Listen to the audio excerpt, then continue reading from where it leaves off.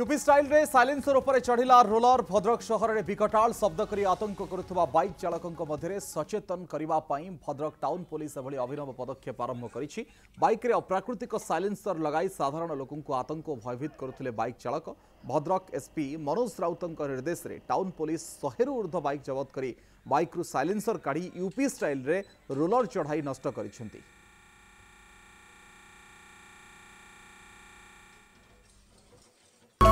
पात्र इलेक्ट्रॉनिक्स संपर्क एक भरोसार।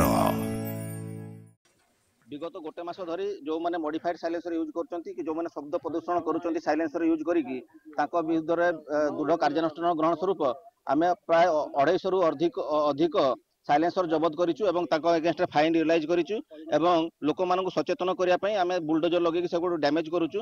आगामी भविष्य रे जदी कोनोसी लोकन दृष्टि रे आसुची जे के मॉडिफाइड साइलेंसर यूज करूची जदी ताको नंबर देबे हमकु ताले आमे उपरोक्त लोकन घर को जाई मध्ये ताकर गाडीर साइलेंसर जबत करिकी ताको डैमेज करिया पई चेष्टा करिवु एवं भविष्य रे कार्यानुष्ठान जारी रहिबो।